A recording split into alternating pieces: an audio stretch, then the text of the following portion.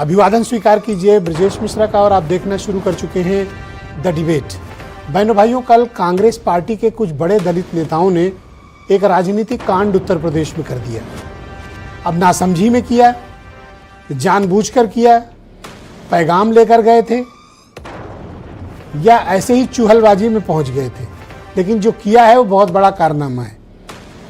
कांग्रेस के दिग्गज दलित नेता मायावती के लखनऊ वाले घर गए, दरवाजा खटखटा रहे थे कि मिलना है।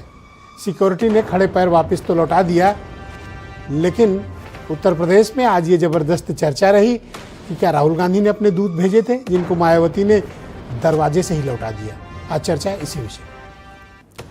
तो बहन भाइयों, कांग्रेसी जब करते हैं कुछ बड़ा गजब कांड कर देते हैं, और ऐसा कर देते हैं कि स्वयं तो वो पीड़ित रहते ही हैं, अपने साथियों को भी बहुत कायदे का नुकसान पहुंचाए जाते हैं। अब ये जानबूझकर है, अनजाने में है, प्लान्ड वे में है, या फिर ऐसे ही मजे मजे में कर दिया, चुहलबाजी जिसको कहते हैं उसमें किया। लेकिन जिसने भी किया है उसने कांग्रेस को गहरा नुकसान पहुंचाया है। बिना बुलाए, बिना समय लिए, बिना समय मांगे और बिना समय मांगने का प्रयास किए उत्तर प्रदेश कांग्रेस कमेटी के कार्यालय से राजेंद्र गौतम, जो कांग्रेस के एससी विभाग के चेयरमैन हैं, बाराबंकी में पीएल पुनिया के बेटे, जो कभी मायावती के प्रमुख सचिव थे, और पीएल पुनिया बिना समय लिए कभी नहीं गए मायावती से मिलने, लेकिन उनका बेटा बिना समय लिए मायावती के दरवाजे पर थपकी लगा रहे थे कि दरवाजा खोलो, हमें मिलना है। ये शिष्टाचार था।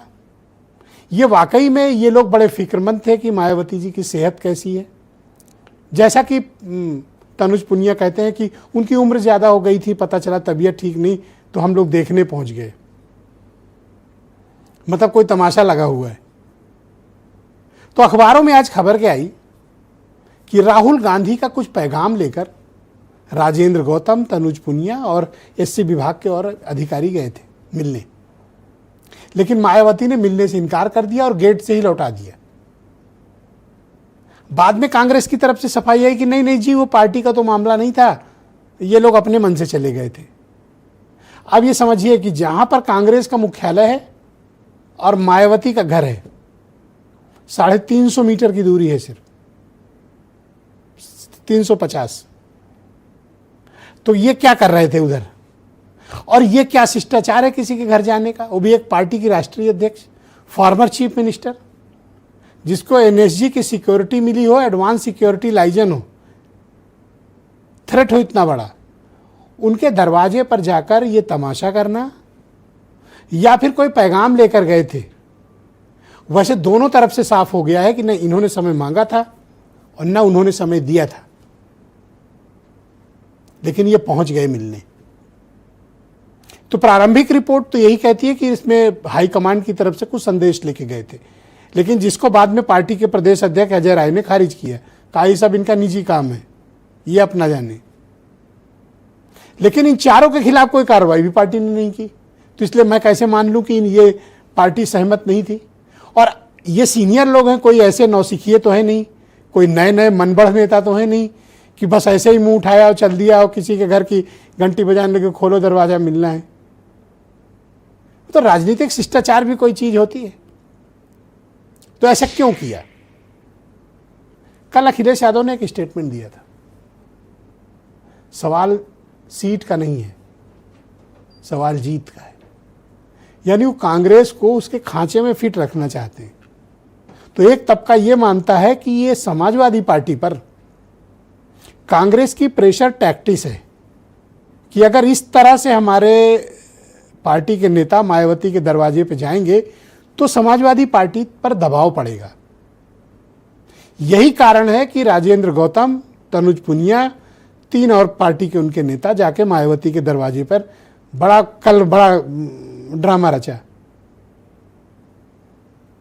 तो क्या कांग्रेस पार्टी बीएसपी के साथ किसी तरह के अलायंस में जाना चाहती है? ये मेरा डिबेट का एक सवाल भी है। वैसे कांग्रेस में बसपा के बहुत से सिंपैथाइजर हैं, आजकल बढ़ भी गए हैं बहुत ज़्यादा, क्योंकि कांग्रेस आजकल दलित विमर्श और ओबीसी पॉलिटिक्स की तरफ अपने को ज़्यादा नज़दीक पाती है। लेकिन इस तरह का राजनीतिक दुस्साहस करने वाले इन नेताओं की मंशा क्या थी? कुछ लोग कहते हैं कि राजेंद्र गौतम को उत्तर प्रदेश में कांग्रेस कमेटी का अध्यक्ष बनने की बड़ी जल्दी मची हुई है। उसी चुहलबाजी में वो गए थे ये मिस एडवेंचर करने, लेकिन मामला पलट गया। अच्छे काम भी करने जाओ भाई साहब, इन लोग को दे दो, गगरी फोड़ के आएंगे। नतीजा क्या हुआ? आज समाजवादी पार्टी चौकन्नी हो गई। उनका ठीक है, अब वहीं बात करो। हालांकि फॉर्मल स्टेटमेंट नहीं है, लेकिन अंदर से मैसेज यही गया है कि अब वहीं बात करो। और समाजवादी पार्टी कभी चाहती नहीं है कि बसपा के साथ भी अब आगे कोई फ्यूचर डिस्कशन हो। उनको लगता है बसपा की ज़मीन का बड़ा हिस्सा उनके और बीजेपी के हाथ आ गया, अब किसी वापस बीएसपी को क्यों खड़ा करना। ये भी बात सही है। तो आज चर्चा इस विषय की करेंगे कि राजेंद्र गौतम, तनुज पुनिया ने जो किया वो सुनियोजित राजनीतिक चाल है या फिर एक अपरिपक्व इमेच्योर पॉलिटिकल लीडर्स के हाथ में कांग्रेस पार्टी ने उत्तर प्रदेश या दलित विमर्श दे रखा है, जिनको समझ ही नहीं है कि कांग्रेस की गंभीरता या उत्तर प्रदेश की राजनीति के कॉम्प्लिकेशंस क्या हैं। वो किसी की दरवाजे पे भी जाके थपकी देने को तैयार है। तो कुछ बयान, फिर आज की डिबेट।